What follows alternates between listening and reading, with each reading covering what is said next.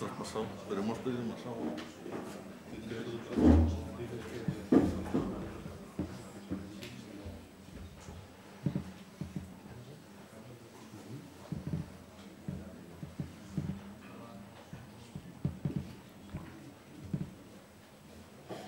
¿Qué tal? Buenas tardes. Primero, agradecer vuestra presencia aquí. Además, estamos muy contentos. Yo creo que estamos en números récord de asistencia a un jueves de ISACA. Además, el segundo jueves de ISACA en un mes, con lo cual esto es totalmente excepcional.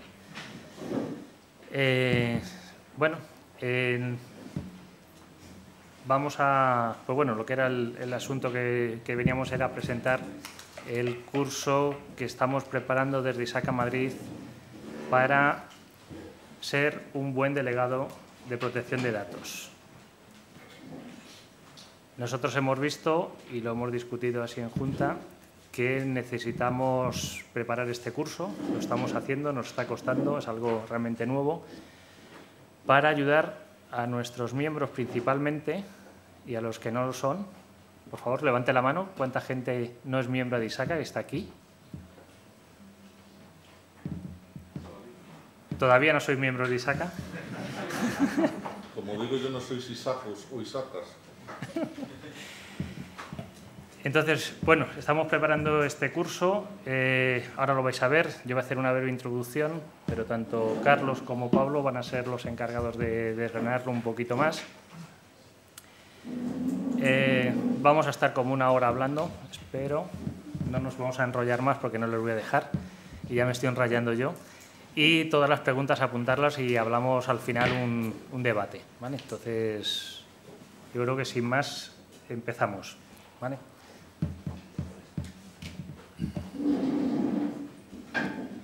Bueno, esta va a ser la agenda.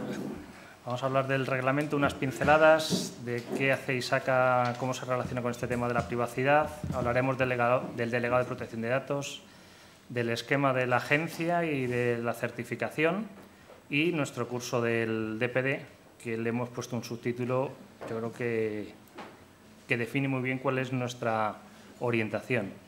Adquieres las habilidades y prepárate para demostrarlas. Y después nuestras preguntas y respuestas. Bueno, el tema del reglamento. Ahí yo creo que vamos a ser rapiditos porque todo el mundo ya estamos bastante interesados en este tema. Quizás el tema más importante es que ya está en vigencia, ¿vale? Ya está en vigencia, lo que pasa que la fecha límite de implementación es el 25 de mayo del 2018, con lo cual nos queda a todos poco tiempo. Y eso que algunos ya estamos trabajando, pero todavía nos cuesta. Es de aplicación directa porque es un reglamento, no es cualquier otra cosa. Es un reglamento y no hay mucho más que hablar, ¿vale? Aquí las autoridades están haciendo una nueva LOPD que saldrá cuando estimen. Acaban de publicar el nuevo anteproyecto y quizás lo más importante también es que el tema de las sanciones administrativas. Hasta 20 millones o el 4% de la facturación global. Y hablaremos de qué es la facturación global. La mayor de esas cifras, ¿vale? Cambia de la declaración de ficheros que estamos acostumbrados ahora mismo a identificar actividades de tratamiento.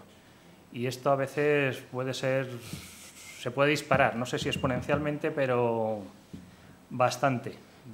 Hablar de ficheros a hablar de actividades de tratamiento. Nos podemos volver locos también. Bueno, ¿esto a quién afecta? Pues a las personas físicas. Aquí Carlos nos dijo vivas, ¿vale? Identificadas o identificables, pero lo importante, residentes en la Unión Europea. Esto afecta a todo el mundo, a todas las empresas que trate datos de las personas que viven aquí en la Unión Europea, independientemente de dónde radiquen esas empresas. Ya es obligatorio todos estos problemas de seguridad que tienen las empresas y normalmente no suelen exponerlo, pues tienen que notificarlas, tanto a la agencia como si afecta a los interesados, ¿vale? Esto yo creo que es un tema también importante y también podemos hablar de pedir indemnización si tus derechos te has visto vulnerados. Entonces, dos pilares básicos: responsabilidad proactiva para garantizar el cumplimiento y sobre todo poder demostrarlo, ¿vale? No decir que yo sí tengo ahí un papel, dice, no, demuéstramelo. Y después la visión del tema de los riesgos tanto para los derechos y las libertades. Habrá que valorar cuáles son esos riesgos. Después el interés legítimo tanto de los que dan sus datos como de los que los manejamos, ¿vale? Siempre prevaleciendo las de los interesados. El consentimiento explícito para tratamiento de datos por tipología. Esto es realmente una bomba, ¿vale? No es lo mismo una empresa que tiene sus clientes son otras empresas, sus clientes son personas privadas, o tienes 100 clientes o tienes millones de clientes. Pedir esto nos va a costar, ¿vale? Yo creo que esto es una bomba, va a costar bastante. En el tema de las contrataciones, pues bueno, hay que ir más al detalle, dónde están los datos, cómo están los datos y que te den una garantía suficiente. En fin, sabemos que hasta ahora los contratos lo soportaban todo de yo cumplo, y esto va a ser algo más, ¿vale? Análisis de riesgo, y cuando tenemos alto riesgo, oye, tenemos que ver qué impacto puede tener. Habrá que hacer estos famosos evaluaciones de impacto. Los productos, los servicios, hay que diseñarlos desde el origen, ya con el tema de la seguridad en la privacidad, ¿vale? O sea, ya no es opcional tener unos requerimientos sobre seguridad, sobre privacidad, tienen que tenerlos y hay que revisarlos periódicamente, ¿vale? Yo creo que un plus de muchas empresas será tener un sistema de gestión de la privacidad, con lo cual eso nos puede llevar a ser una empresa certificada que dé una garantía tanto a nuestros interesados como a la agencia, y con eso pues yo creo que también es otro tema bastante interesante. Y después sale la figura del delegado de protección de datos, que estábamos más acostumbrados a llamarle DPO y ahora llamamos DPD, una figura obligatoria en algunos sitios, en otros opcional, y yo creo que siempre importante. Y después que es una figura que se puede dar desde una tercera empresa, ya sea el tipo de las asociaciones o empresas privadas que den este tipo de servicios. Y este es así en una vuela pluma lo que es este reglamento. ¿Qué hacemos desde ISACA y la privacidad? ¿En qué estamos trabajando? Pues lo primero que he empezado es ayudar a nuestros miembros, en realidad a la profesión, tanto de auditores, consultores, en seguridad, en gestores de riesgos, en ser buenos profesionales. Esto, sin duda, va a demandar, la figura del DPO, el mercado va a demandar esta figura y hay que estar preparados. Yo tengo mucha experiencia en la LOPD, ¿voy a ser un buen DPD? Te tienes que reciclar, sin duda, ¿vale? Esto cambia, los que saben, y yo estoy aprendiendo, saben, dicen, afirman que esto tiene bastante más calado, si lo quieres hacer bien, ¿vale? Habrá quien diga que con 3 papeles lo sigues cumpliendo, como ya lo hacía con la LOPD. Entiendo que si eras cumplías bien la LOPD, no te va a costar mucho, tiene su aquello, pero si ya lo hacías mal, lo vas a seguir haciendo peor, sin duda. Y desde ISACA, pues bueno, ha habido una versión de COVID, adaptándolo al GDPR, y después se están realizando distintos webinars, tanto para la realización de PIAs, como la estrategia, o cómo afrontar este reto y ser exitoso, o cómo abordar la implantación del GDPR. Me refiero que desde ISACA, en nuestra web, y los miembros lo saben, pues se está trabajando.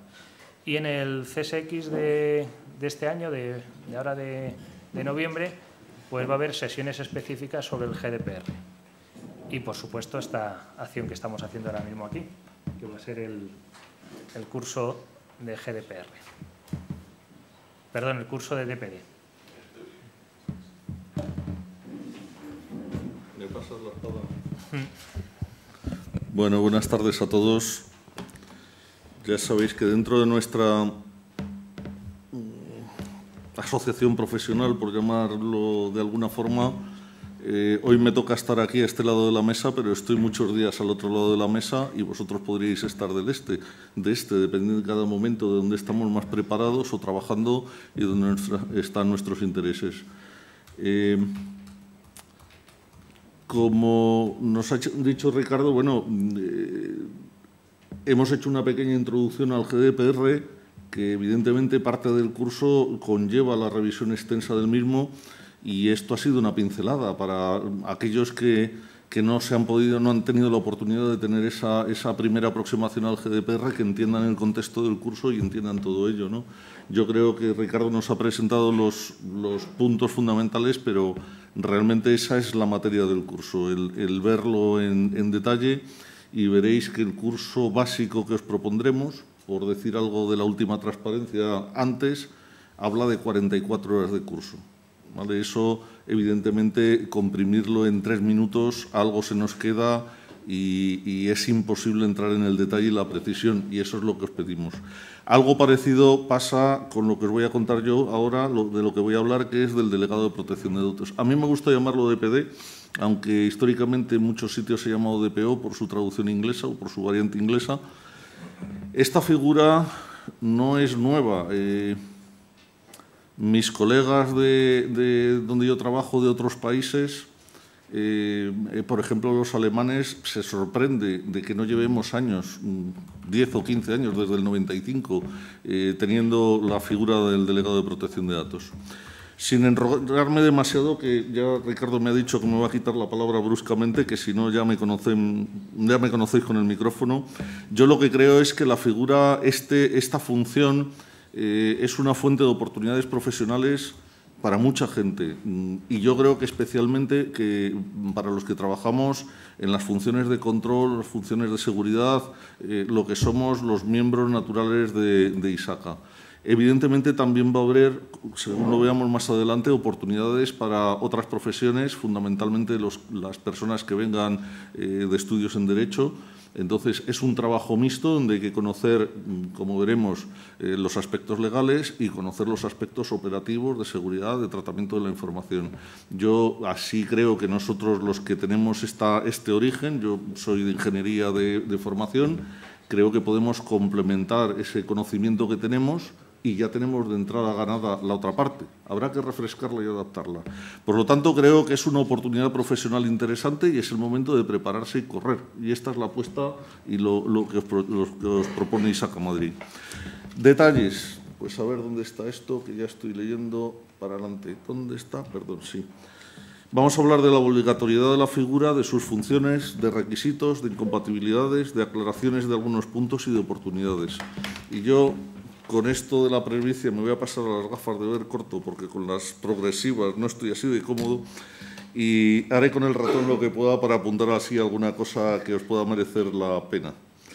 Bueno, lo primero es el artículo 37, que está muy pequeño, pero bueno, el resumen del artículo 37 dice que algunas organizaciones tienen que tener un delegado de protección de datos designado, les guste o no les guste. Entre ellas son las autoridades o organismos públicos, y esto tendrá ríos de tinta en nuestro país, si el sector público, que no es administración pública, si no. Como ya ha dicho Ricardo, puede ser una persona que sea de plantilla o puede ser un servicio profesional externo. ¿Dónde estarán las limitaciones si esta persona externa puede ser delegado de protección de datos de 2.723 pymes o esto no es aceptable? O si el Estado puede designar el delegado de protección de datos general del Estado y con esto ya está, y luego tiene una oficina. Yo entiendo que eso no valdrá, pero eso está todavía por deslindar dónde llegará ahí. Llegando al siguiente aspecto, pues son las empresas normales. Lo que dice el Reglamento General de Protección de Datos, no el de la LOPD, que hablaremos del Reglamento de Protección General de Protección de Datos y no el de la LOPD, por tener el contexto. Nos dice que tendrán que tener un delegado de protección de datos aquellas organizaciones cuyas actividades principales conlleven operaciones de tratamiento que, en razón de su naturaleza, alcance o fines, requieran una observación habitual y sistemática de interesados a gran escala. Y luego, también cuando ocurre lo mismo, cuando son categorías especiales de datos. Esto ha tenido que venir el Grupo de Trabajo 29 a darnos pistas, y lo que nos ha venido a decir el Grupo de Trabajo 29 es que un hospital moderno no se concebiría hoy en día sin tratar datos personales. Eso de vengo, te pongo aquí, no sé quién eres, no te apunto, no te registro, no tengo papeles. Y entonces, parte de las actividades principales del hospital es tratar datos personales, con lo cual los hospitales tienen que tener un delegado de protección de datos. Lo mismo, bueno, podríamos decir, bueno, esto es porque son datos de categorías especiales, son datos de salud, pero es que el propio grupo del artículo 29 nos dice que una empresa de seguridad privada que lleva a cabo la vigilancia en una serie de centros comerciales privados y espacios públicos también debe designar un delegado de protección de datos. Esto es una copia literal de lo que dice el informe. Luego, al final, salvo algunas exclusiones, va a haber muchos delegados de protección de datos obligatorios. Aparte de que tenerlos a lo mejor es bueno. Las pymes, bueno, pues habrá mecanismos que los colegios, los autónomos, los colegios profesionales o los colegiados, quiero decir que la persona que tenga una pequeña clínica médica, pues no va a tener, quiero decir, se hunde si tiene que nombrar un delegado de protección de datos con dedicación exclusiva y el no sé qué. Evidentemente podrá usar los servicios de su colegio u otros mecanismos. ¿Vale? Dentro de eso que hablábamos de si pueden ser internos o pueden ser subcontratados. Así que tendremos muchos, y la pregunta es, ¿y qué hacen estos señores? ¿Vale? Pues casi se parecen más, por lo que dice el reglamento, a la tercera línea de defensa, están casi más cerca de auditoría en sus funciones que del CISO. ¿Vale? Eso ahora lo veremos. Pero leyendo, ya digo, a ver, me parece que tenía, no sé si es esta. Dice, leyendo literalmente, informar y asesorar al responsable del tratamiento. El delegado de protección de datos, ya hemos visto varias veces escrito y hablado por las autoridades que el delegado no es el responsable es la organización. ¿Vale? Así que informa y asesora, supervisa el cumplimiento de lo dispuesto y ofrece el asesoramiento. Debería hacerse así. Cooperar con la autoridad de control y otra serie de cosas. ¿Dónde acaba esta separación? ¿Los delegados de protección de datos pueden hacer todo lo demás? Quiero decir, lo demás sería equivalente a escribir el documento de seguridad, mantener el registro de las medidas que hay que implementar, mantener el registro de los encargados de tratamiento. Bueno, en Alemania lo hacen. Ahí hay una separación complicada y mientras que tengan independencias de funciones nadie se va a meter. Ahora, hablar que la supervisión y el hacerlo sean independientes es un tema que nos dará también para líneas de escritura. ¿Qué requisitos tiene? ¿Quién puede hacer esto? Bueno, la ley dice, el reglamento, que será designado atendiendo a sus cualidades profesionales, que debe de tener conocimientos especializados del derecho, lo cual quiere decir que tener conocimientos no es ser licenciado en Derecho, y tener la práctica en materia de protección de datos y a su capacidad para desempeñar las funciones indicadas. Tampoco esto quiere decir ni que seas teleco, ni que seas ingeniero de software, ni otras profesiones que conocemos. O sea que realmente el reglamento es neutro, hay que saber. Nos dice que debemos de tener conocimiento de las leyes y prácticas de profesión de datos, tanto nacionales como europeas, etcétera, etcétera. Y también que conozcamos el sector empresarial, las operaciones de tratamiento llevadas a cabo, los sistemas de información, las necesidades de seguridad y protección de los datos del responsable del tratamiento. Por eso pienso que los que somos CISAs, CISSM, etcétera, etcétera, tenemos ya un trecho avanzado en esta línea. ¿Hay incompatibilidades? Bueno, pues sí, el Grupo de Trabajo 29 también habla de incompatibilidades y dice, ¿puedes desempeñar otras funciones? Sí, mientras que no se derive en un conflicto de interés.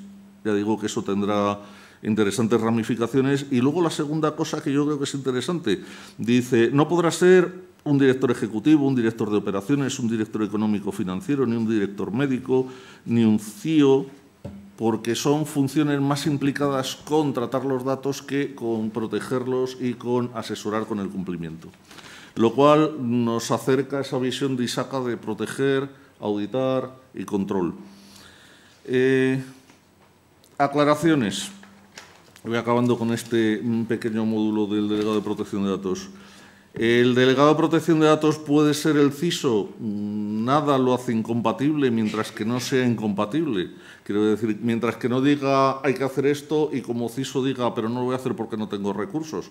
Entonces, un CISO tendrá más dificultades en ser imparcial que un delegado de protección de datos. Por otra parte, los delegados de protección de datos serán obligatorios para ciertas organizaciones, mientras que la ley no obliga a tener un responsable de seguridad de la información. Bueno, es una frontera complicada, pero las funciones son diferentes. También hay un equilibrio a tener en cuenta entre el delegado de protección de datos y auditoría interna. Certificación. Bueno, pues no está prevista en el Reglamento General de Protección de Datos, ni es obligatoria en ninguno de los casos. Ni para ser designado ni para trabajar como tal tienes que estar certificado. El reglamento habla de certificaciones, prevé certificaciones para las empresas que puedan demostrar, al estilo de las A70 u otro tipo de auditorías y certificaciones, que están preparados y cumplen con el reglamento. Por lo tanto, insisto, no requiere un título universitario en Derecho y cada organización es libre de designar a quien considere debidamente preparado.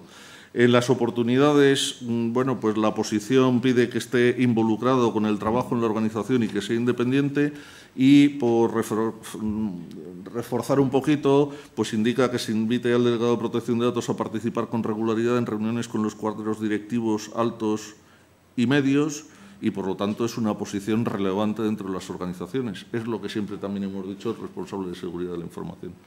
Y con esto...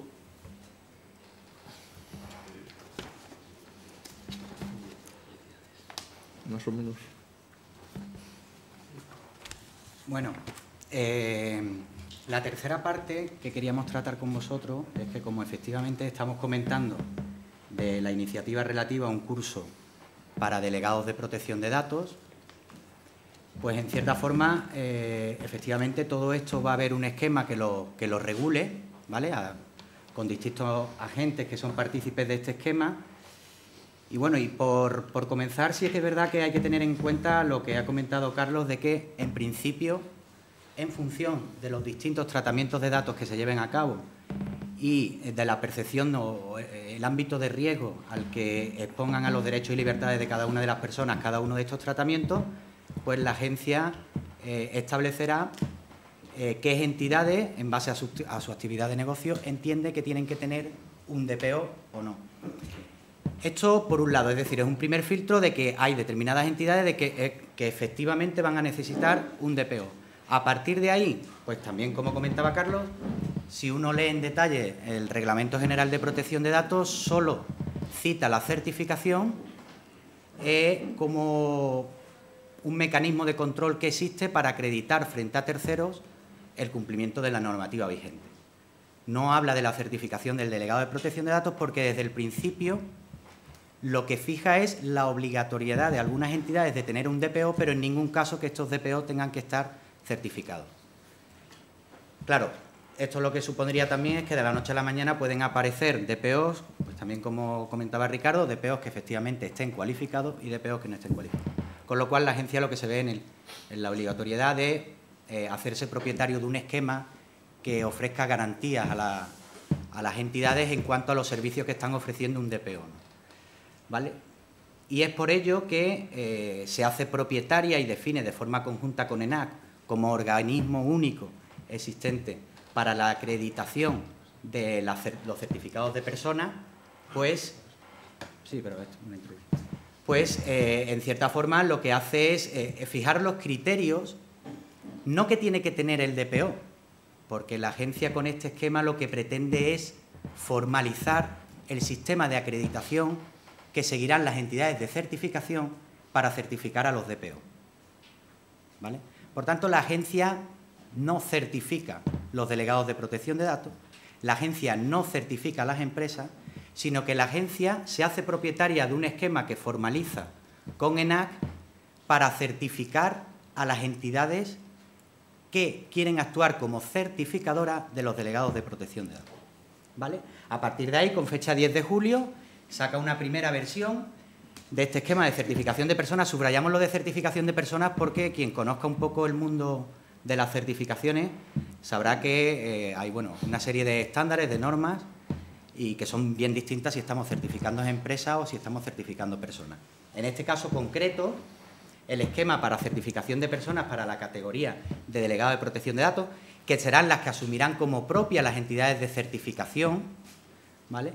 Pues lo que pretende eso, pues ser una herramienta que en principio ofrezca garantías suficientes de que se ha llevado a cabo una evaluación objetiva siguiendo un patrón de determinados prerequisitos que tienen que estar establecidos, de tal forma que cuando yo, como entidad, necesito un delegado de protección de datos, si me aparece con la marca de la entidad certificadora, sepa que como mínimo se han cubierto una serie de prerequisitos formales para que esta persona efectivamente pueda actuar como DPO.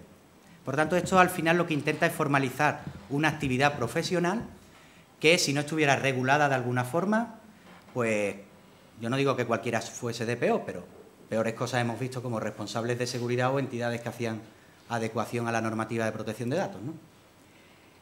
A partir de ahí, pues, efectivamente, pues, de forma conjunta con ENAC, veis que aparece ahí la ISO 17024, que es la norma madre a través de la cual se lleva a cabo los criterios o se definen los criterios para la certificación de personas, lo que le dice de cara a las entidades de certificación, que, ojo, son las principales destinatarias de este esquema.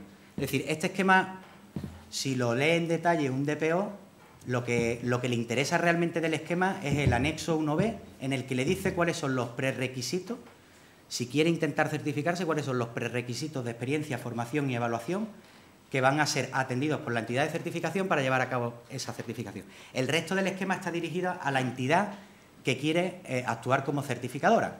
Y a partir de ahí, pues de partida ENAC, para presentar una solicitud como entidad de certificación, no hay ningún prerequisito, sino que lo primero que te dirá es que si efectivamente la solicitud es para una certificación de persona, lo primero que tienes que hacer es formalizar la documentación para cumplir con la ISO IEC, la 17024, que es la que permite a una entidad de certificación certificar personas. Por tanto, este requisito no tiene nada que ver con los que estemos aquí como futuribles DPO, sino para los que tengan la necesidad de actuar como entidad de certificación.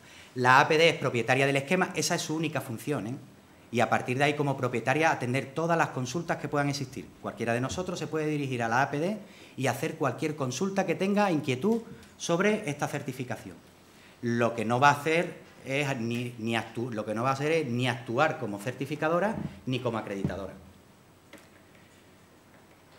Aquí tenemos, por terminar de aclarar, cuáles serían los distintos partícipes justamente de este esquema de certificación. Lo primero, ya os digo, la agencia como propietaria del esquema, que lo que va a hacer es desarrollarlo, actualizar cuando entienda oportuna los requisitos, los prerequisitos, la experiencia previa que es necesario, todo lo que considere que lo que va a hacer es fomentar que el DPO, cuando quede certificado, sea una persona con garantía suficiente para llevar a cabo todas las funciones que exige el artículo 39 del Reglamento General de Protección de Datos sobre las funciones del DPO.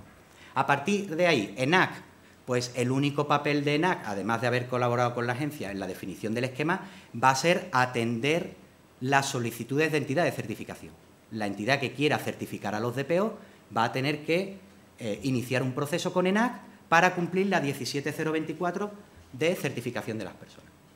Y luego estaría la entidad de certificación, que es la que se ha dirigido a ENAC para efectivamente intentar obtener esa certificación. La entidad de certificación, cuando cumple todos los requisitos que le impone ENAC, podrá hacer uso de la marca del certificado, es decir, podrá certificar a los DPO. ¿Otros intervinientes? Pues obviamente todo esto se monta para que al final haya una serie de personas que cumplan con unos prerequisitos, como veremos posteriormente se llaman prerequisitos, porque es que el que no cumpla estos prerequisitos no va ni al examen, ¿vale? Por tanto, la experiencia y la formación es previa a la evaluación. Y esto será una documentación que, como veremos, se entregará a la entidad de certificación. Si la entidad de certificación entiende que se tiene la formación y la experiencia suficiente, te convocará a examen. Y las entidades de formación, que ahora mismo es, pues bueno, digamos que en cierta forma la parte más ambigua del esquema, porque evidentemente si hay un prerequisito de formación, como la formación no aparece de la noche a la mañana, habrá que contar con unas entidades que faciliten una formación de rigor que luego sirva como prerequisito. Si yo hago un curso por Internet de 3 horas que no está efectuado con una entidad, no digo homologada porque de momento no hay ninguna intención de homologar entidades de formación, pero sí es verdad que la entidad de certificación tendrá que establecer un criterio para ver qué formación es reconocida y qué formación no es reconocida, ¿vale? Y la que no sea reconocida, pues efectivamente no cuenta en cuanto a las horas de formación que hay que tener. ¿Qué es lo que ha hecho la agencia a este respecto? Pues decir que de momento no va a participar, pero que como propietaria del esquema participa cuando crea que algo se está saliendo de madre.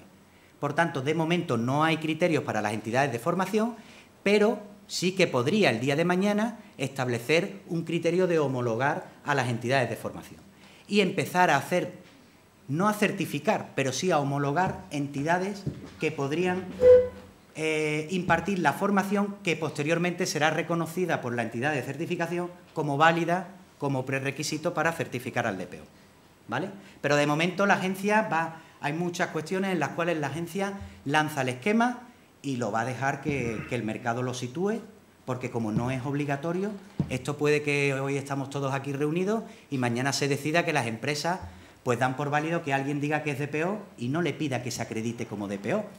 Por tanto, esto lo va a situar en el mercado pues la propia demanda, igual que hizo con la 27.000, con la 20.000, con la 22.301 y con cualquier otra norma, que es el mercado el que la sitúa donde...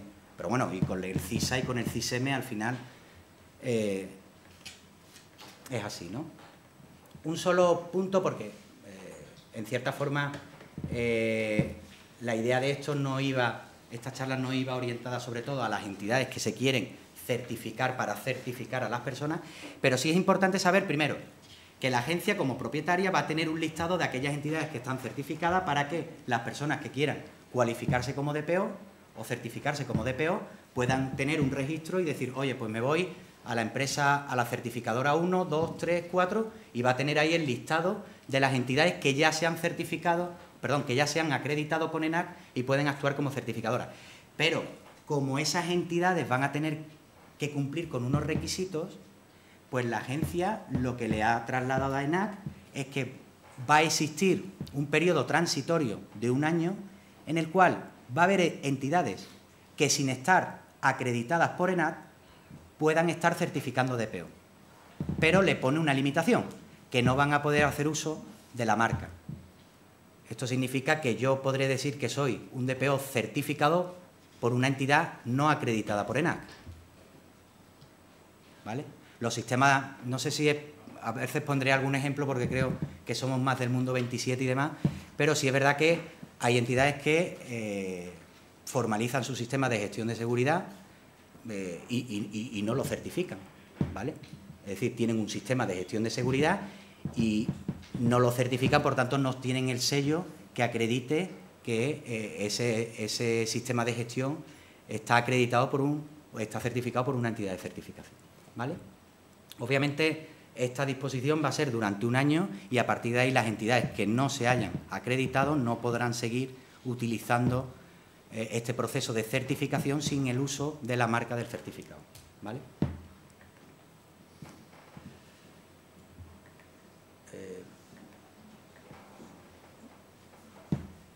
Allí no veo, pónmelo aquí porque si no me estoy perdiendo. Más bien, estás ahí en los requisitos. Aquí, ¿no? Vale. Bueno, por tanto, el esquema de certificación de DPD. Pues lo primero, se formaliza a través del esquema cuáles son los requisitos de competencia que va a tener la persona, ¿vale? Por tanto, ya habrá expuesto los requisitos de la entidad de certificación y ahora expone los requisitos de la persona que quiera certificarse como DPO o como DPD. En principio, aquí había muy poco que inventar porque si ya había un artículo que decía cuáles son las funciones que debe desempeñar un DPD, pues la agencia directamente lo que hace es... ¿Qué estás haciendo ahí? ¿Vale? Pues seguirlo. ¿Vale? Es que ese no es el que se está proyectando, es este otro. Pero yo lo veo allí. ¿Vale? Entonces, el artículo 39 ya de por sí decía cuáles serían las funciones que tiene que desempeñar esta persona. Los prerequisitos de certificación, ¿vale? Los requisitos de certificación están basados, como decía anteriormente, en una formación y una experiencia. Esto es previo para poder efectuar el examen. A partir de ahí, pues expone 4 posibles escenarios para que el DPD vaya cumpliendo con todos los prerequisitos de certificación. El primero de ellos es justificar una experiencia profesional de 5 años con relación a las funciones del DPD. Para ver las funciones del DPD me voy al artículo 39 y ahí vendrá el detalle, ¿vale? Por tanto, esta es una primera forma en la cual, sin tener que acreditar o sin tener que justificar ningún tipo de formación, yo podría ir al examen, ¿vale? No obtener la certificación, sino poder ir al examen. Hay un segundo escenario que sería una experiencia de al menos 3 años y una formación mínima, y ojo, recibida o impartida. Y ahora vamos a ver qué gratifica la formación impartida, ¿vale? Frente a la recibida, de 60 horas, y ya empieza a marcar que, obviamente, esa formación tiene que estar con relación a un estándar de contenido que en el propio esquema viene el detalle de los contenidos sobre los que tiene que versar esa formación que se reciba. El tercer escenario sería una experiencia de 2 años y una formación justificada de 100 horas, y en el caso de quien no pueda acreditar o justificar ningún tipo de formación, pues tendría que presentar una formación que fuese reconocida de al menos 180 horas, ¿vale? Continuamos. A partir de ahí, el estándar de contenidos, que ya os digo que viene en el propio esquema, pues al final, si os dais cuenta, va muy en correlación con el anexo específico en el que explica o en el que detalla cuáles tendrían que ser los contenidos de un curso que se efectuara con relación al delegado de protección de datos, ¿no? Y al final, pues son, digamos, los capítulos principales que, a través de los cuales se desarrolla el Reglamento General de Protección de Datos. Fijaros que con anterioridad en los prerequisitos ponía que la formación tiene que ser por una entidad reconocida. ¿Qué es lo que podemos saber ahora mismo con respecto a la entidad reconocida? Pues básicamente lo que indica ahora mismo el esquema, y es que se entiende por entidad reconocida las universidades, colegios profesionales, asociaciones profesionales o instituciones equivalentes públicas o privadas. ¿Que queda muy abierto el tema? Sí. ¿Que la agencia va a dejar correr el tema? También. ¿Que cuando vea que se puede ir de madre y que cualquiera está dando formación y que crea que no es una formación con la calidad suficiente? Pues tirará de la parte en el esquema en la cual, como propietario, decide que empieza a establecer una serie de requisitos para las entidades de formación. Pero ahora mismo, digamos que quien se sienta ahí representado, y aquí no nos engañemos, todo el mundo sabe que aquí, sobre todo los que vengan de consultoras y demás, saben que va a haber una demanda de formación y que bueno, que aquí hay un mercado que cualquiera se puede ver muy representado desde el punto de vista de hacer negocio con todo esto, ¿vale? Condiciones que justifican los prerequisitos. Bueno, la primera es bastante importante. Acordaros que había un escenario que ponía que si tenía 5 años de experiencia demostrable, pues según las funciones del artículo 39, ya no tenía que demostrar formación y iba directo al examen. Pero cuidado, porque han puesto una condición, y es que la valoración de cualquier tema relacionado con la formación y experiencia es a partir de la entrada, de la publicación del Reglamento General de Protección de Datos. Por tanto, ahora mismo cumplir los 5 años, salvo que viajemos en el tiempo y vayamos, volvamos y vayamos haciendo cosas raras, es complicado hacer los 5 años de experiencia profesional en este tema. Si os digo desde ya que de momento no hay intención de ningún grandfathering, ¿vale? Esto es, sabéis, ¿no? Grandfathering muy de Isaka, ¿no? En su época me hago con un grupo de personas que, bueno, me demuestran cierto prestigio en la profesión y yo los utilizo en cierta forma para, bueno, pues que empiecen a poder fomentar, divulgar y plantear todo este tema de la certificación. En el tema de la formación, importante que la formación impartida cuenta el doble que la formación recibida. Yo creo que si alguien monta un algoritmo, igual consigue los 5 años, a través de, bueno, pero fíjate que entre el máster de tal que cuenta como mérito y como yo imparto formación que cuenta como el doble, que es como si viajara en el tiempo para luego volver, puede que a alguien le salga la combinación de los 5 años, pero es complicado. La experiencia, pues la experiencia como se va a acreditar es presentando currículum, y todos los que seáis ISACO, como dice Carlos, pues haciendo la declaración de aplicabilidad en la cual, pues a través de vuestro responsable superior o de un cliente podáis acreditar que con relación al artículo 39 habéis desempeñado varias de estas funciones, ¿vale? Otra cuestión que nos permite viajar en el tiempo con la formación, pues que resulta que el tratamiento de datos personales de alto riesgo cuenta el doble que cualquier otro. Por tanto, la experiencia en un hospital, pues digamos, por poner un ejemplo, un día en el hospital es como 2 días en cualquier otra profesión, ¿vale? Ellos van a otro ritmo. Por tanto, vemos cómo puede montarse un algoritmo que al final, entre formación impartida, esto, lo otro, consigamos la...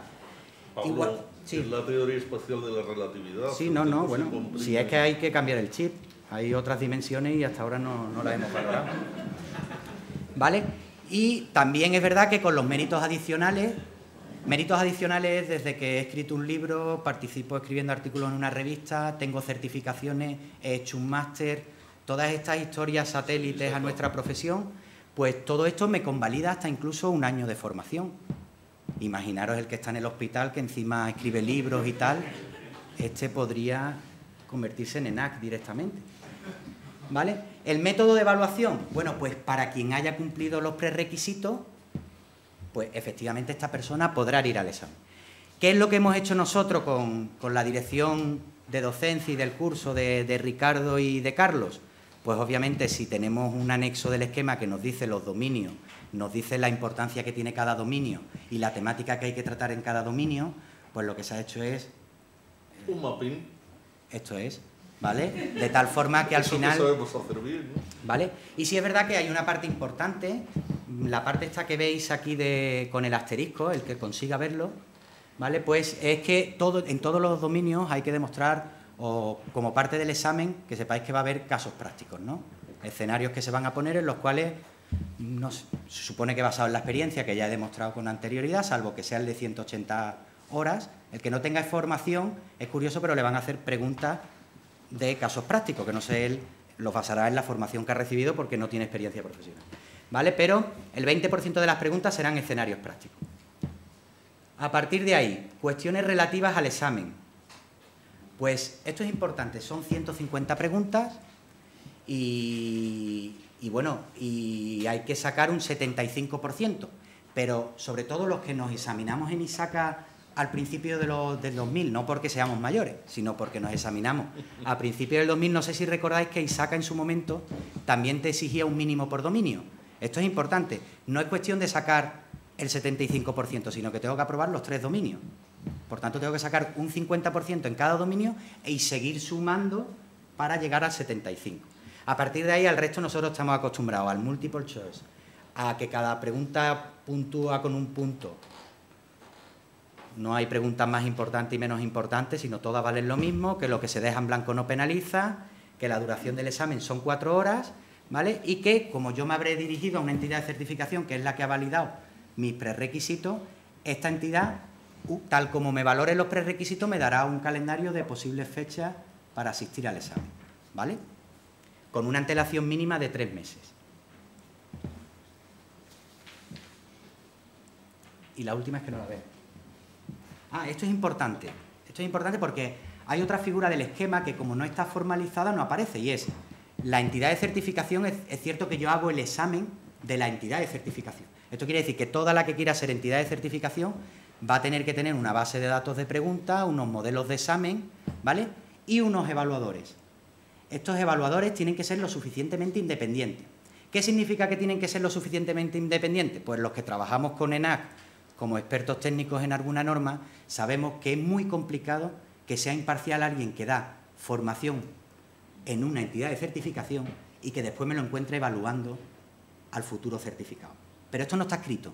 Pero esto yo sé que ENAC lo tiene en cuenta. Y como ENAC es quien acredita las entidades de certificación, pues ya le pedirá, para justificar esa imparcialidad, que exista la separación suficiente entre los formadores que pueda tener una entidad de certificación, que no me enrollo aquí, pero sí os digo que puede que también haya un límite entre que si eres entidad de certificación no pueda ser entidad de formación. De momento no, pero estamos en septiembre, ¿no? Pues ya hablaremos. Y lo que sí está claro que no puede uno estar dando formación dentro de la entidad de certificación y evaluando a las personas.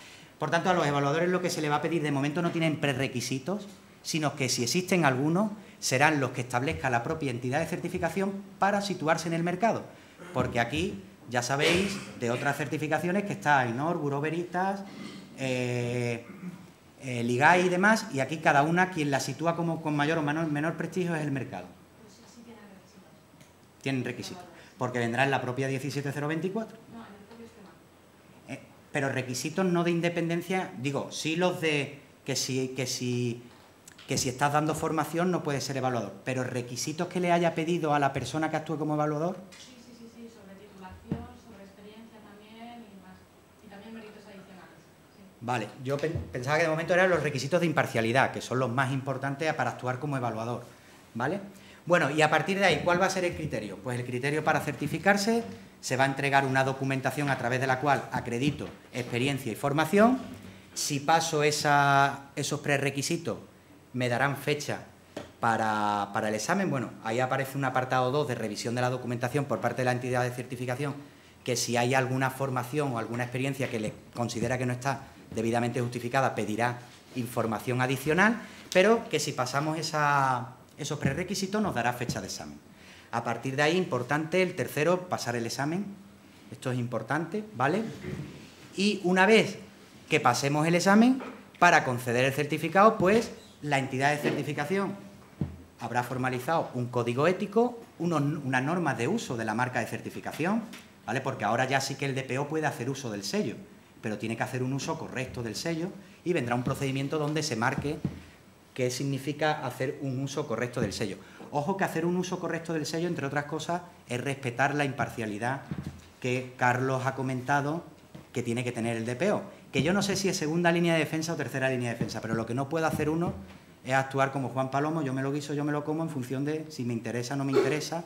Vamos, que el análisis de riesgo no termine siendo un camino de rosas para la empresa, porque al final se van poniendo en el análisis de riesgo lo que la empresa puede cumplir.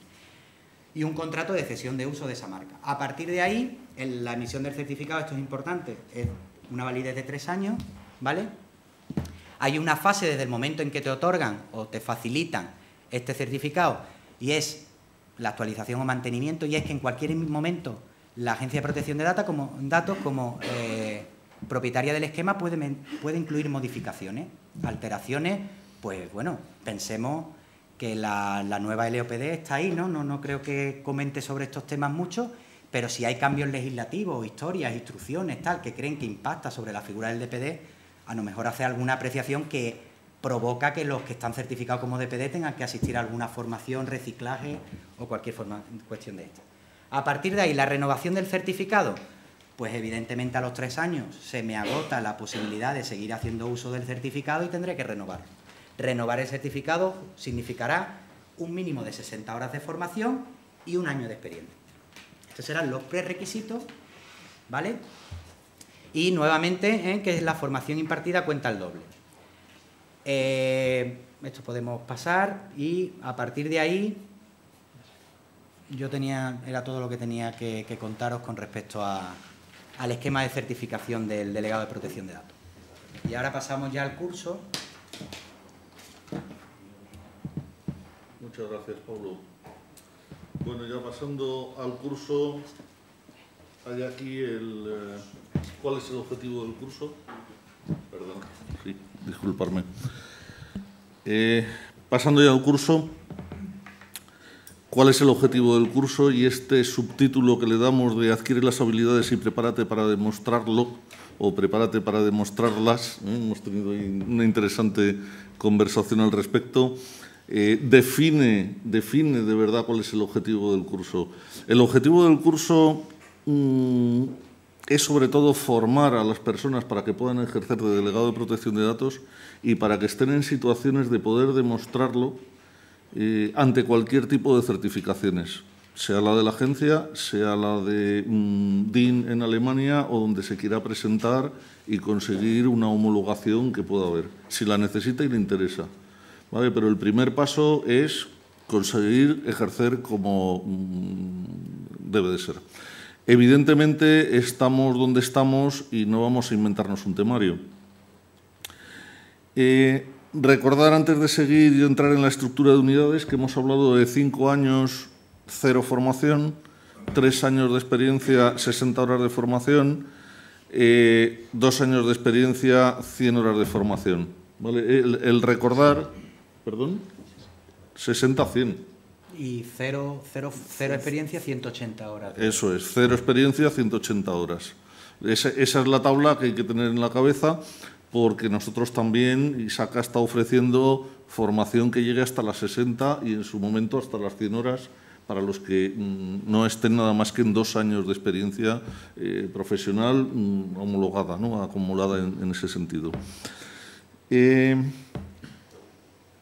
Evidentemente, el foco será que esa demostración, en el caso del esquema español de la agencia, sea fácil, que sea viable, que no os complique la vida. Vuelvo a comentar, permitir a un miembro de nuestra asociación, a una persona de nuestra asociación, adquirir los conocimientos especializados en Derecho de Protección de Datos y refrescar los aspectos de seguridad y auditoría asociados a la protección de datos. Y efectuar prácticas suficientes que vayan más allá del plano puramente teórico, que permitan, en su caso, demostrar esas habilidades adquiridas. Los componentes están ajustados al esquema, evidentemente. Tendremos, ya digo, ese núcleo de formación básica centrada en 44 horas. Son un dominio 1 con la normativa general de protección de datos, un dominio 2 con responsabilidad activa y un dominio 3 en técnicas para garantizar el cumplimiento de protección de datos, etcétera. En la parte, bueno, luego hablaremos un poco de dónde tenemos enfocadas las actividades, y luego tenemos un dominio práctico. Aparte de que tengamos un componente práctico en cada uno de los dominios 1, 2 y 3, hay un componente práctico especial de vamos a ver cómo movemos la bicicleta, ¿no? También tenemos diseñados unos componentes complementarios a los dominios por 16 horas adicionales, que sería un módulo ejecutivo, cómo convencer en la organización y cómo evangelizar en la organización de que el reglamento entra en vigor, las consecuencias que tiene y cómo hay que hacer una transformación, una gestión del cambio dentro de nuestras organizaciones. Y otro adicional por lo que sería una introducción a un despliegue de un sistema de gestión, un programa de gestión de protección de datos. Ya el reglamento lo deja un poco tenue, porque al principio había mucha insistencia en que teníamos que tener una política de protección de datos. Sigue quedando, pero asoma, porque lo han recortado mucho, pero asoma en 2 o 3 sitios. Es una de las funciones del delegado, que la política se cumpla. Entonces dice, bueno, pues tendremos que tenerla. Si hay que cumplir algo, habrá que tenerlo, ¿no? Y bueno, pues es ver cómo podemos engranar un ciclo de mejora continua con lo que es la gestión. Bueno, el reglamento, desde luego, está basado alrededor de un proceso de gestión. Esto no es llego, escribo el documento y me olvido, como podría hacerse en otras condiciones idílicamente, porque si queremos que eso funcione tendremos que estar actualizándolo permanentemente y viendo lo que está adecuadamente alineado. El reglamento estructura un sistema de gestión, un proceso de gestión. Luego tenemos identificados otros componentes por otras 40 horas que permitan llegar hasta las 100 horas. Dentro de esta visión, pues bueno, el primer dominio pues está centrado alrededor de la normativa general de protección de datos, que es el dominio 1 del esquema, que representa un 50% de la carga docente y de la carga del examen. El dominio 2, que es responsabilidad activa, con un 30%, y el dominio 3, con esas técnicas para garantizar el cumplimiento de la normativa de protección de datos y otros conocimientos. Y luego el dominio práctico. Bueno, pues ahí hay algunos detalles que no voy a entrar. Alrededor de esas 16 horas tenemos 4 unidades docentes, alrededor de las 16 otras 4 unidades docentes y alrededor de las 12 3 más. El módulo ejecutivo ya lo he comentado también, y los del programa de gestión también. Los otros 3 módulos adicionales es transferencias internacionales, ver todo lo que tiene que ver con cómo se ajusta la gestión de las transferencias internacionales dentro del reglamento. La siguiente sería lo que hemos llamado un módulo de transformación digital, por llamarlo de alguna forma, y perdonarme el aspecto marketingiano y del lugar común de esta expresión actual ya, donde veríamos cómo encajamos, pero en detalle, el tema de cloud computing, el Internet de las cosas, los Big Data y los Analytics, ya en detalle de, bueno, ¿y qué hacemos?, ¿no? Y luego, adicionalmente, tendríamos un dominio de cómo hacer esta análisis de riesgo y evaluación de impacto en detalle. Eso nos llevaría a un módulo que no es el que estamos planteando y en ofrecer a corto plazo. Ese sería desarrollado más a mediados del año que viene, que sería de esas 40 horas adicionales que nos llevaría esas 100 horas que permitiría alcanzar ese nivel de 2 años solo de experiencia. Está basado, como digo, en lo que es el anexo 5 del programa del temario del esquema. Y, bueno, desde el punto de vista docente, las clases, las unidades, habrá que leer la normativa. No podemos aprender la normativa sin leerla, pero vamos, los profesores no van a poner una transparencia con la normativa, harán un extracto, presentarán los aspectos fundamentales, lo que llamamos desafíos, y en cada uno de esos desafíos vamos a emplear una empresa modelizada para ver cómo esa empresa modelizada que hemos creado desde el principio y que nos va a acompañar a lo largo de todo el trabajo que hagamos de formación va a desenvolverse frente al reglamento. Cómo esa empresa puede tener una web, cómo puede hacer perfilado de sus usuarios, cómo puede gestionar su riesgo económico sin invadir la privacidad de los usuarios, cómo deben de ser las cláusulas informativas que debe presentar, cómo debe gestionar los derechos. Me vais a perdonar una broma, pasamos de los derechos arcos a los derechos soplar, porque si juntáis las letras de supresión, oposición, etcétera, etcétera, a lo mejor con el soplar nos acordamos de que son más derechos. Está la limitación y está el otro, que no, la portabilidad, que sea lo que sea y aprendamos a ver cómo portamos, ¿no? Yo de una lotería, cómo lo portamos a otra que tiene otros datos, no está claro, ¿no? Cómo lo haces, tienes otros juegos. Pero bueno, caminaremos ese camino.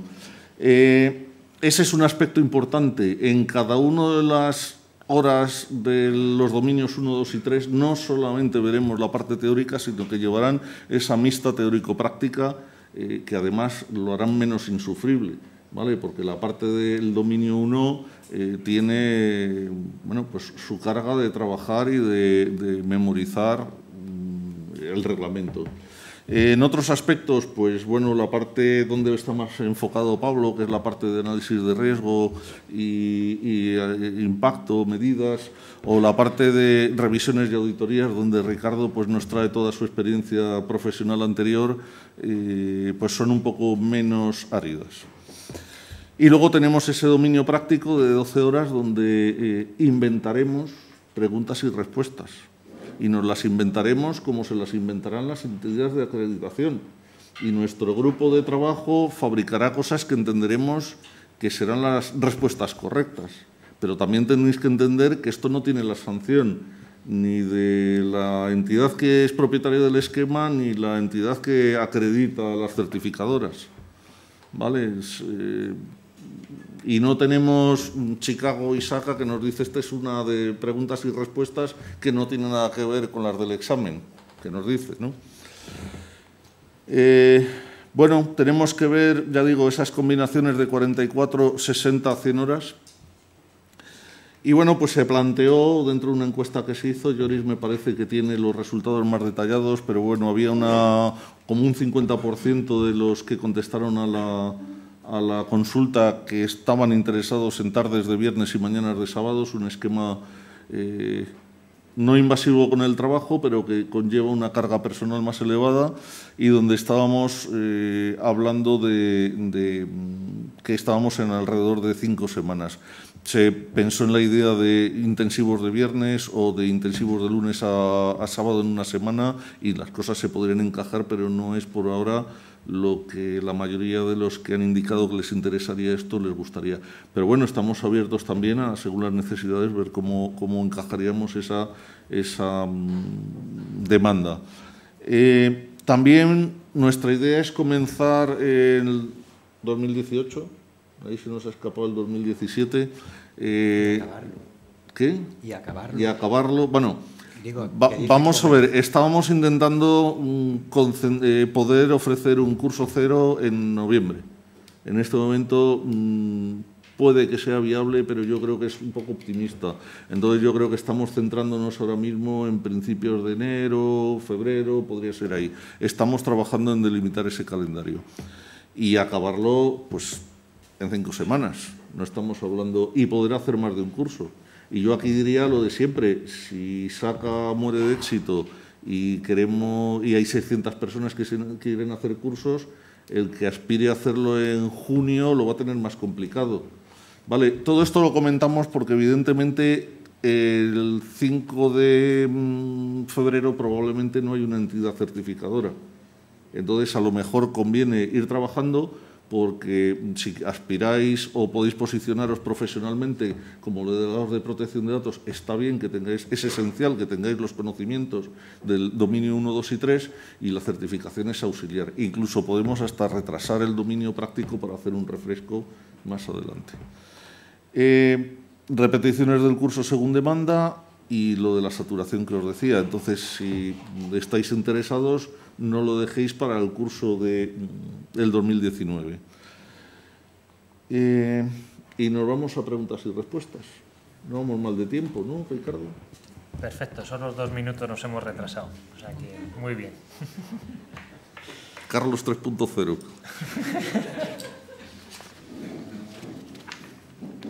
Tenemos un micrófono, sí. Un tripulante técnico de cabina. Gracias. Yo puedo hacerle una, Ricardo, así para... Bueno, tenemos a alguien, no hace falta romper el fuego. Te has librado. Hola, buenas. Yo tenía 2 preguntas que del discurso, de lo que habéis contado, me han creado un poco de duda. Primero, la agencia ENAC o ambas... ¿vais a poner a disposición pública un listado de las entidades de certificación que verdaderamente se acrediten cuando sea posible? Más que nada para evitar, una vez que eso ocurra, pues que vayas a hacer un curso o vayas a certificarte, pagues un examen y cuando hayas terminado te digan perfecto, esto no es papel mojado. Y al hilo del otro que has comentado, que se va a permitir que entidades de certificación hagan exámenes para certificar profesionales antes de haberse acreditado ellas mismas. Entonces, si yo ahora voy y hago un examen con SGS, por decir, o con AP+, me da igual, puedo decir varios nombres que me vengan a la cabeza, y pasado mañana esa entidad no supera el proceso y, por tanto, no se acredita, ¿qué pasa con mi certificado? ¿Se me convalida en otra entidad? ¿Me meto en un juicio con la entidad con quien me ha hecho el examen? ¿Con la agencia? No sé. Vale. A ver, con respecto a la primera, la propietaria del esquema es la que publica las entidades de certificación, ¿vale?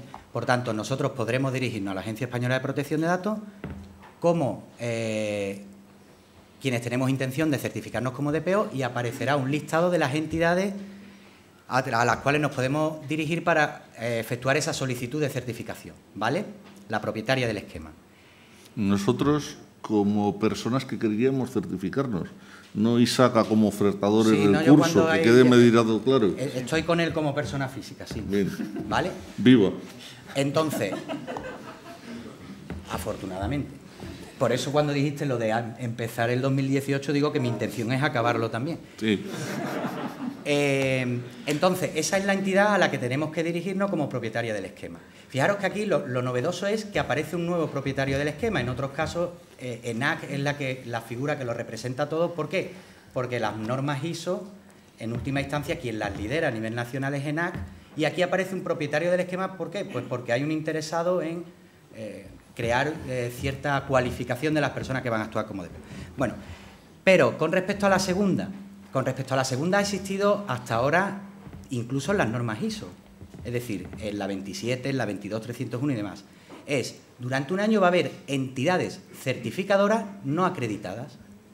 Ahora mismo, por ejemplo, hasta hace 2 años, 3, había muchas empresas que eran entidades certificadoras de la 22301 y no estaban acreditadas, no podían dar el sello de AENOR de cumplimiento de la 22301. A nosotros como... De ENAC. Perdón, de ENAC. Vale, pero quiero decir que no están rompiendo ciertas reglas que ya estaban marcadas. Pero voy a lo que nos interesa como persona física viva.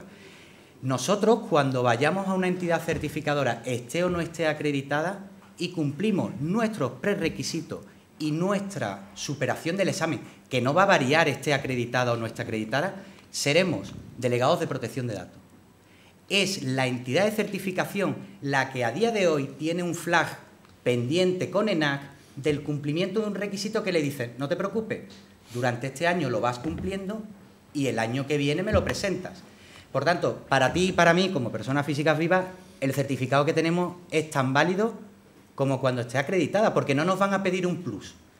Ahora bien, ahora se presenta un periodo transitorio en los cuales hay, y sobre todo por una cuestión muy clara, que no hay tanta demanda de entidades certificadoras. Mañana aparece un despacho de abogados que quiere ser entidades certificadoras y a lo mejor les falla algún prerequisito. Dejarla fuera no es intención dejarla fuera. Sobre todo en la certificación de personas, que si estamos en un ambiente tal, os diré que no, a las que conocemos, a las que nos vienen a la memoria, suelen estar acostumbradas a certificar, no, para ello es rentable certificar a empresas, no a personas. Porque esto tiene un trámite administrativo y unas cargas que al final para lo que le estás pidiendo a la persona que se certifica, pues a veces no es rentable. Las certificaciones de personas normalmente las otorgan asociaciones profesionales, ¿no? El certificado de los que se dedican a tal, pues la asociación profesional de tal es la que actúa como entidad certificadora. Entonces, la agencia lo que intenta en este caso es abrir ahí un margen de, como entidad de certificación, te exijo la calidad suficiente para que certifiques a personas, te queda un dato, un prerequisito pendiente, pero de cara a las personas que se certifiquen, los prerequisitos y la evaluación es la misma, porque al no variar el esquema, nosotros como personas físicas vivas seguimos teniendo prerequisitos y evaluación.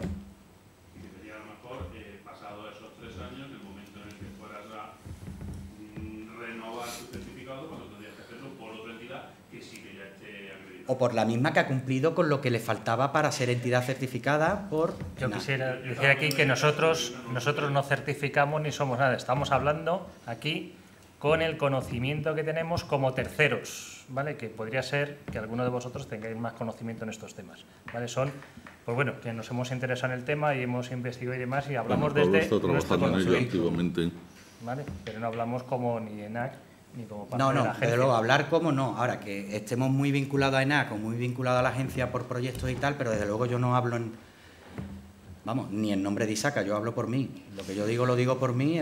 Ahora, una consultora podría decidir de cualquier tipo, ¿eh? No estoy pensando en las consultoras típicas de seguridad de la información o de procesos o no sé qué. Una consultora en gestión alimentaria podría decidir certificar en este esquema. Monta su esquema 17.000 no sé qué, selecciona a los evaluadores, paga a alguien para que le cree una base. Dice, ahora, ¿a ti te va a interesar un sello que diga eso? Pues si tiene el sello de ENAC, sí, ¿por qué no? Es tan válido como cualquier otro.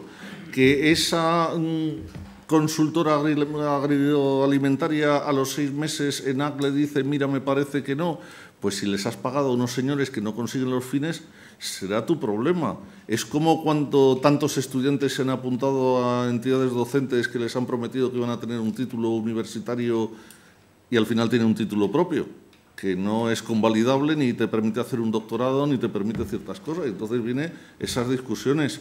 Bueno, pues ahí habrá que tentarse la ropa de con quién se embarca uno, ¿no? El curso está muy orientado a obtener esa certificación, porque no se mete un curso de este tipo, no el de los 160 horas, el de 24, para obtener la certificación y tener la capacitación profesional. El curso está orientado a desempeñar la labor de delegado de protección de datos con garantías razonables.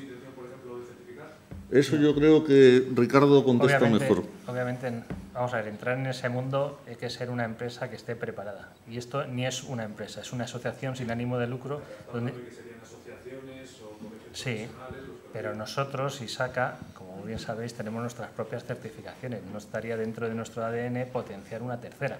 Nosotros lo que potenciamos en nuestros miembros que sean capaces de hacer su labor, y esta va a ser, lo hagan lo mejor posible. Trabajo excelente, lo de siempre, ¿vale?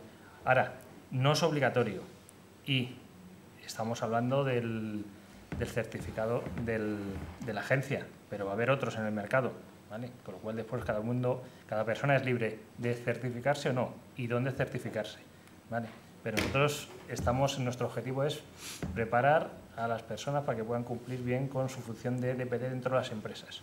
Y si quieren, poderlo demostrar en todas partes, no solamente en un esquema.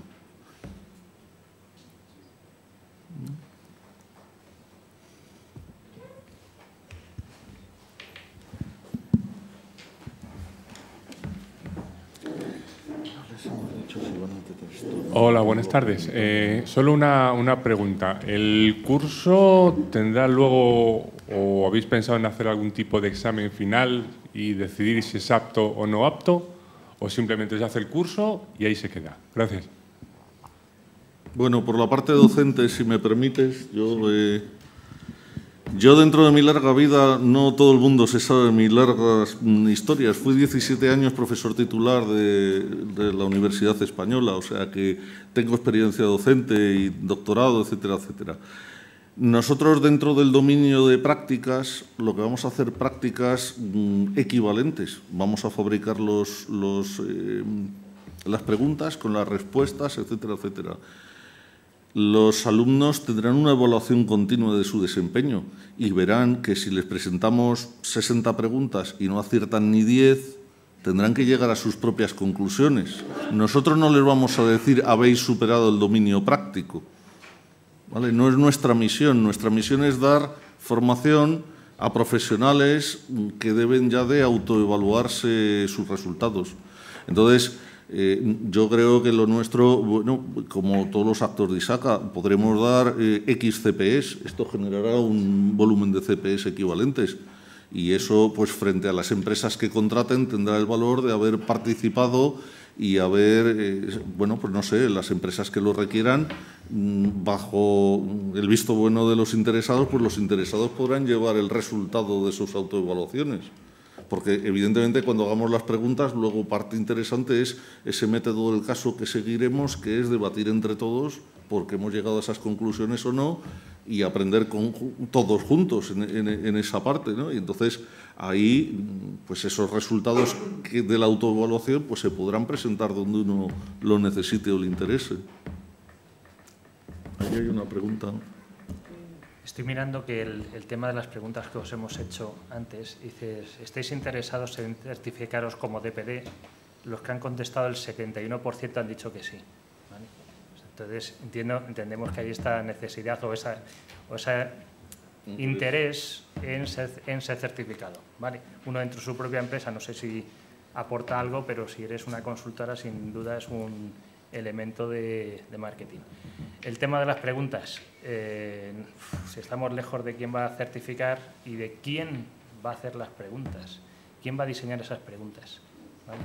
Todavía no se sabe, tendría que ser quizás... No la de nuestro curso, que la haremos los profesores, dice la de las certificadoras. Simplemente una pregunta. ¿Es obligatorio el curso para poder acceder a la certificación, al examen de certificación?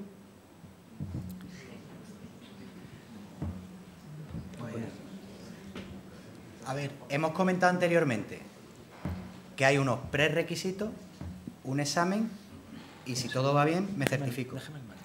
En los prerequisitos hay experiencia profesional y formación. Entonces habrá quien precise la formación como prerequisito y entonces tendrá que hacer curso de formación reconocida porque le falta, y el que tenga los 5 años de experiencia profesional contrastada y sea validada por la entidad de certificación y sea válida, le sobra el apartado formación. Es que no sé si... ¿Sí? Sí, hemos jugado con el tema de ser formador y de trabajar en una empresa con datos de alto riesgo. Esos 5 años se comprimen. Si al final tienes tu formación académica, tienes algunas certificaciones, eso se puede comprimir, ¿vale? Comprimir quiere suprimir. O sea, con 5 años de experiencia equivalente no necesitas demostrar ninguna hora de formación. Está escrito en el esquema. Sí, cualquiera de esos escenarios es válido. Cualquiera de los escenarios que hemos visto es válido.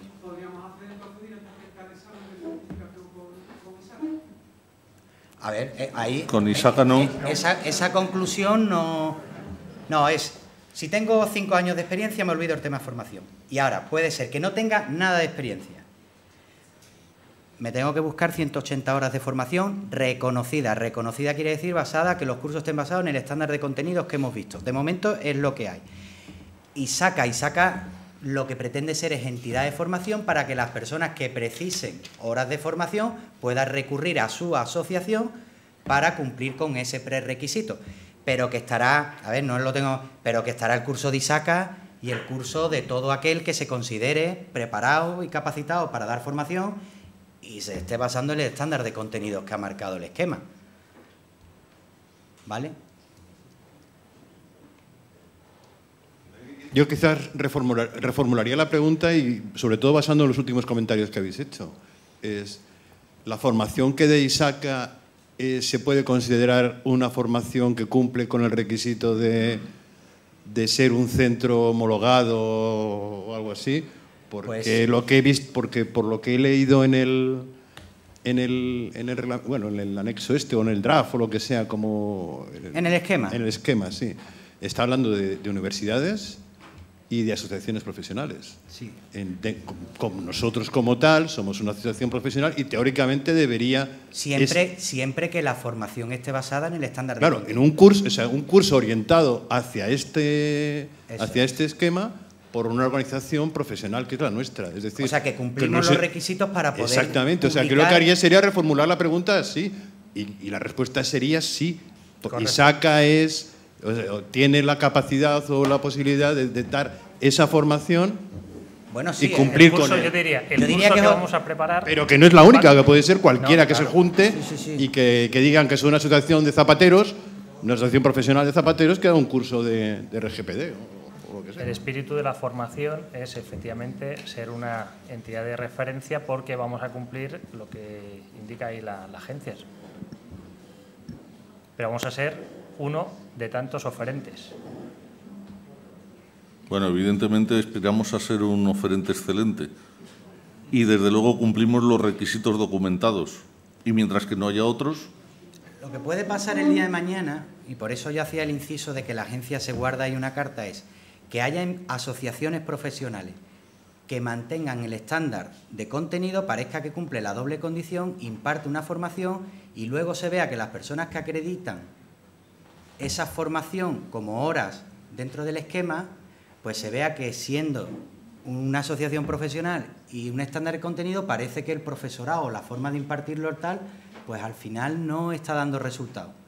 Y entonces empieza a delimitar, pues por ejemplo diga que, esto es un ejemplo, y hablo por mí, diga, pues mira, para que un profesor pueda dar cursos en una asociación profesional y yo considere que esa formación puede actuar después como cumplimiento de prerequisitos, le voy a pedir al formador que sea tutelado universitario, que él sea el que tenga que tener los 5 años de experiencia ya en el tema. Ahora mismo, el zapatero, me refiero al de la profesión, efectivamente podría estar en una asociación profesional, podría ponerse delante de todos nosotros y decir, os voy a hablar de la Ley Orgánica de Protección de Datos, y ponerse a soltar auténticas barbaridades y que diga, es que algo falla ahí. Claro, es que falla que al profesorado no le has puesto ninguna, al curso en sí no le has puesto ninguna. Pero ahora mismo la doble condición, desde luego ISACA por eso publica seminarios que vayan en pro de que sus asociados, a los que le falten, puedan acumular horas. Pero porque somos asociación profesional y porque vamos a respetar, como se ha visto, la estructura de contenido del esquema. ¿Vale? ¿Hay alguna pregunta más alrededor? Entiendo que los cursos son para miembros de ISACA. No, los cursos son, como hasta ahora todos los que damos, es abierto a todo el público.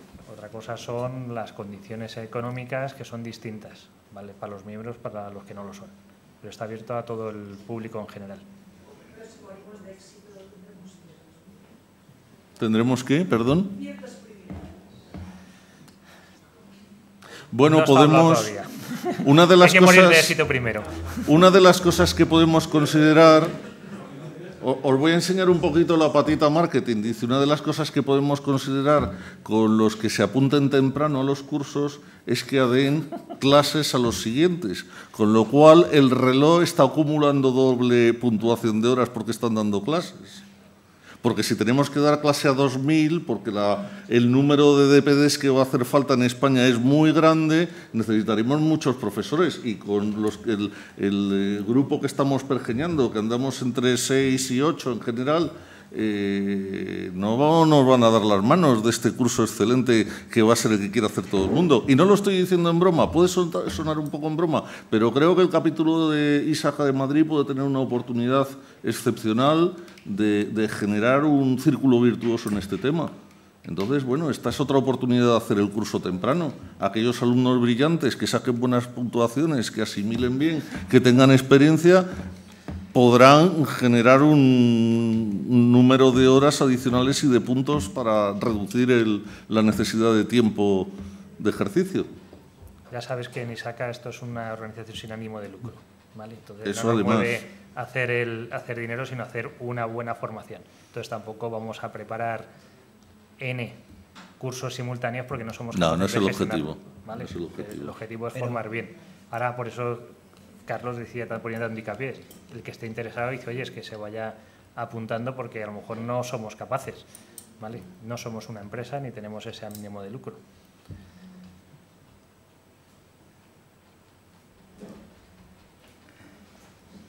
Carlos, la tuya. ¿Tu pregunta? Sí, mi pregunta ya te la han hecho. Si vamos, vale, menos mal. vamos a preparar para... Si vamos a hacer, vamos a certificar o por qué no, ya lo hemos hablado. Hay además otra cuestión. Ahí hay Yo, una pregunta. lo que ha dicho Pablo de la incompatibilidad es, claro, certificas o formas.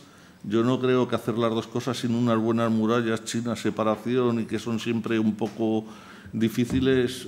Entonces, si ISACA Madrid tiene que optar, está claro que la formación va por delante. Sí, una pregunta. ¿Qué orden de precio estáis manejando para el curso?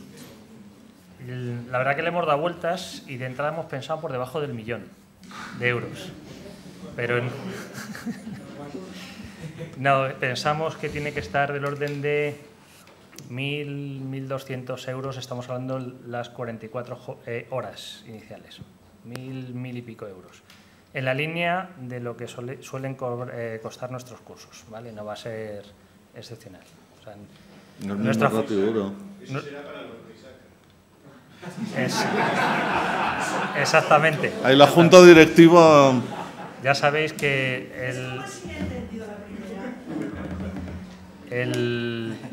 nuestros cursos buscamos que cubran gastos, ¿vale? Entonces, los profesores aquí van a tener una mayor remuneración porque no es coger el manual de CISA y enseñarlo, ¿vale? Estamos ahora en una labor previa que es hacer el curso, ¿vale? Con lo cual sí va a tener, internamente tiene un coste superior porque hay que hacer ese curso, hay que pagar ese trabajo previo y después darlo. Con lo cual creo que estaremos entre 1.000, 1.000 y pico, pero todavía no está cerrado porque estamos empezando a trabajar en ello y no sabemos la cantidad de horas, el coste que nos va a llevar, ¿vale?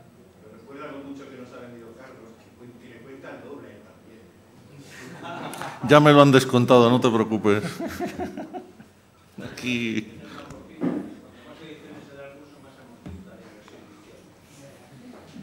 Bueno, podemos hablar de derechos de autor y... En fin, bueno, eso a mí no me corresponde, es tema. Yo estoy por la parte docente, por eso tenemos un director del curso que es, además, presidente del... No tengo más que contar. Había otra... No sé si queda alguna pregunta entre los asistentes. Teníamos algunas preguntas de la información remitida. Había ciertas inquietudes en cuanto a análisis de riesgo y análisis de impacto.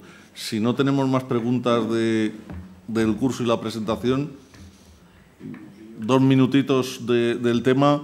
Realmente decir que el reglamento dice que hay que hacer análisis de impacto y tomar medidas de protección más serias dependiendo de la naturaleza, la extensión, el riesgo existente. ¿vale? No se ha hablado por ahora en ninguno de los lugares, en la parte de análisis de riesgo, de ninguna metodología. Por otra parte, lo que dice es que para una serie de casos, esto tengo aquí... Allí hay una pregunta, Carlos. ¿Ya? Quería comentar que está publicando la agencia de datos unas guías para la análisis de análisis de impacto. Bien, para la evaluación de impacto. Acaba de publicar una de la evaluación del impacto. Iba a comentarlo, sí. Iba a comentarlo, gracias por la información. Dejarme a ver que llegue un momento. Si me deja el ordenador ya. Este no es nuestro, ¿no? No. Pero bueno. No, a ver, no desencadena y viendo eso, es que tampoco sé por dónde quieres saber. Vamos a ver, por ejemplo, un comentario de la propia página de preguntas y respuestas de la agencia. Dice, ¿en qué consiste el análisis de riesgo al que se refiere el Reglamento General de Protección de Datos? La respuesta es, el reglamento prevé que las medidas de cumplimiento para responsables o encargados deban aplicarse en función del riesgo. Por ello, responsables y encargados deben de llevar a cabo una valoración del riesgo de sus tratamientos, con el fin de determinar qué medidas aplicar y cómo hacerlo. Este análisis del riesgo variará en función de los tipos del tratamiento, la naturaleza de los datos, el número de interesados afectados, la cantidad y variedad de tratamientos que se realicen de una misma organización. Para más información, léete el reglamento y la guía del reglamento y léete más información. Es una FA, quiero decir, que tampoco puede dar la respuesta, pero no está diciendo usa Magerit, no está diciendo usa CRAM, no está diciendo usa COVID, no está diciendo nada de esto. Si vamos a la siguiente, vale, tenemos una guía de la Agencia de Protección de Datos de la evaluación de impacto. Estaba hablando de análisis de riesgo. La guía es del 2014 y las entidades supervisoras tienen que ponerse de acuerdo en cómo hacen esto en toda Europa de forma coordinada, porque, como hemos dicho antes, un reglamento es de aplicación directa frente a lo que es una directiva. No hay que transponerlo y para todos igual. Entonces, probablemente tendremos que tener homogeneizado cómo hacemos esa evaluación de impacto. Por lo tanto, habrá que ver si la guía del año 2014, planteada y publicada antes de la aprobación del reglamento, está en vigor. Es una referencia, pero no es una obligación. ¿Vale? De hecho, tenemos algún dictamen de algún tribunal superior donde dice que las indicaciones de la Agencia de Protección de Datos son buenas ideas, pero no son obligaciones.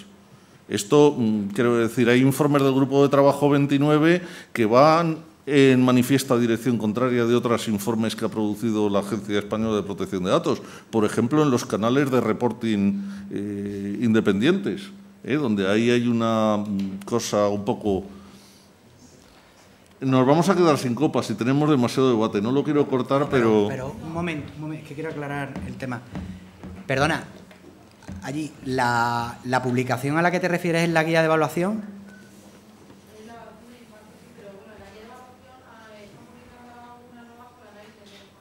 Vale, es sí, que... estarán trabajando... Es que te comento, no estoy hablando en nombre de la agencia...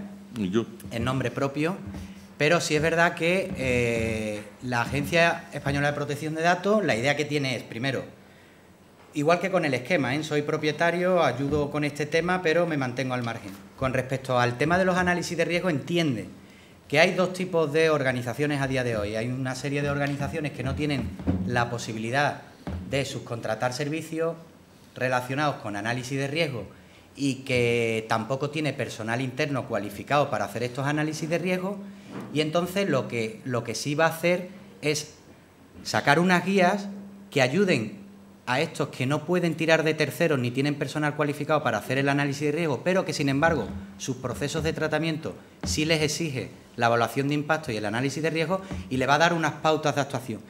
Y te puedo asegurar que ese documento empieza diciendo que quien tenga un proceso que quede tipificado como de alto riesgo no puede hacer uso de esta guía para realizar el análisis de riesgo. Y el siguiente párrafo dice que cuando tengas un proceso de tratamiento que esté tipificado como de alto riesgo, existen unas metodologías ya inventadas a las cuales recurrir porque se han utilizado como buenas prácticas para el análisis de riesgo en seguridad de la información. Por tanto, lo que podemos esperar de la agencia en cuanto al análisis de riesgo va a ser unas guías que ayuden a entidades que no pueden tirar de consultoras ni tienen personal cualificado para hacer el análisis de riesgo. Lo que va a hacer es darle unas directrices de cómo puede desenvolverse en su propio análisis de riesgo. Esa es una labor muy digna de la agencia, que es a quien no tenga recursos yo se lo dispongo. Lo que no va a hacer ni es competir ni con Magerit, ni con Octave, ni con Menari. No, ¿por qué? Porque tampoco pretende romper el mercado, de sacar él un análisis de riesgo y decir, y esto se hace así. Bueno, Pablo, yo creo que aquí nos quieren también mandar algunos mensajes más. No, pero era porque quedara solo... Sí, no sé sí, si... sí. Sí, no, pero en relación con el tema de los análisis de riesgos, bueno, por una parte, sobre las evaluaciones de impacto, la guía, hasta donde yo sé, es del año 2014 y sí, la agencia tiene intención de sacar una adaptación de esa guía al nuevo reglamento antes de fin de año. No sé cómo de avanzado lo tendrá, ¿vale? Pero eso por un lado. Ahora, la guía que podemos esperar sobre evaluaciones de impacto va a ser un poco más o menos como la que ya tiene publicada, solo que, bueno, pues adaptada a las 4 cosas que diga el reglamento. Porque además esta estaba basada en el borrador, cuando el reglamento era borrador. Sí. Sí. Por otra parte, de análisis de riesgos, la agencia ha dicho ya en varias ocasiones que cualquier metodología de las existentes se puede aplicar. Magerit, y en relación con Magerit y más concretamente con Pilar, creo que lo que se ha hecho, creo que el Centro Criptológico Nacional lo que ha hecho es una adecuación para que valga para los análisis de riesgo de tratamientos de Pero una cosa datos. importante, y que yo, a título personal, que puedo hablar porque asumo daños y perjuicios, es un éxito que diga que se puede utilizar una buena práctica en el análisis de riesgo, porque como la buena práctica significa que ya está inventado y funciona, no hay que inventar la rueda. Pero afortunadamente no hay ningún párrafo que diga que la administración pública, el análisis de riesgo de privacidad que haga, tiene que estar orientado o a Magerit o a Pilar. Yo creo que la agencia es bastante flexible en ese sentido. Y luego, me consta también que efectivamente sí que están interesados en dar un poco de soporte o de ayuda a las micropymes, porque a esas les viene un papelón tremendo con el reglamento, y que les gustaría sacar alguna herramienta que facilite. La que han sacado no es para análisis de riesgos. No. Es otra cosa distinta. Pero es que cuidado, es que hablo, ¿no? Yo insisto porque se está grabando. Hablo siempre en nombre propio. Facilita sale justamente para decirle a algunas entidades que en base al tratamiento de datos que hace no precisa de un análisis de riesgo. No. Todas van a precisar análisis de riesgo. No. Todas. No, todas para saber las medidas de seguridad que tienen que aplicar. No, vamos a ver. Tú haces una evaluación de impacto. Pero es que son dos cosas distintas. Una cosa es la evaluación de impacto, que no todas la van a precisar, efectivamente, pero el análisis de riesgo sí, porque entre otras cosas, si no haces el análisis de riesgo, no sabes qué riesgo tienes y por lo tanto no sabes si necesitas hacer una evaluación de impacto. Bueno, pero si recuerdas la guía de evaluación de impacto, es que aquí durante un tiempo van a converger determinados conceptos. Cuando uno habla de una evaluación de impacto dentro de las fases que lo componen, tiene un análisis de cumplimiento normativo y un análisis de riesgo. Bueno, si me permitís, yo que he abierto el melón del análisis de riesgo y de la evaluación de impacto, os sugiero que sigamos el debate mientras que lo acompañamos con un pequeño refrigerio que creo que tenemos. Quería pensar una cosa, que es que todas las guías que saca la agencia son ayudas, pero también dice expresamente que con eso no quiere decir que cumplas, tienes que adaptarla a tus necesidades, con lo cual cuidado con utilizar las guías y decir ya utilizo la guía y ya cumplo, porque lo dice expresamente que las guías son ayudas para cumplir. Son guías. Bueno, yo creo que no son normas, norma es el reglamento. Es un excelente complemento. Yo creo que como resumen, si me permitís reabrochar el tema, el reglamento no exige nada y tendremos guías, instrucciones que tendremos que ver cuántos son de obligatorias o cuánto no. Es un camino que todavía tenemos que andar, pero la realidad es que al día de hoy no hay una línea en el reglamento que diga que tenemos que utilizar Octave, CRAM, Magerit o cualquier cosa. Esa es la realidad. Y tendremos guías de ayuda, sin duda, que cada empresa podrá decidir utilizar o su propia metodología o las guías, mientras que no nos lo prohíban. Hay una cosa que recordar. Hay algunas facultades que tiene la Comisión Europea de reglamentar detalles. Y eso ya veremos qué sorpresas nos puede traer, pero eso también es el futuro. Y yo le paso la palabra a Ricardo y me callo ya. Muy bien, pues ya vamos a cerrar este acto. Seguiremos ahora con el Pisco Labis, que podremos seguir hablando y debatiendo, ya más en petit comité y sin que nos graben. Podremos hablar con más soltura probablemente. Y nada, emplazaros todos para el próximo Cibertodos, que es el 3 de octubre. Estáis todos invitados, miembros y no miembros. Será en Puerta Europa, en la sede de Bankia, el día 3. Y la verdad que también estamos teniendo mucho éxito. Está en nuestra web. ¿Quién viene? Todos, como siempre, de primer nivel. Y os esperamos allí. Y muchas gracias por habernos acompañado.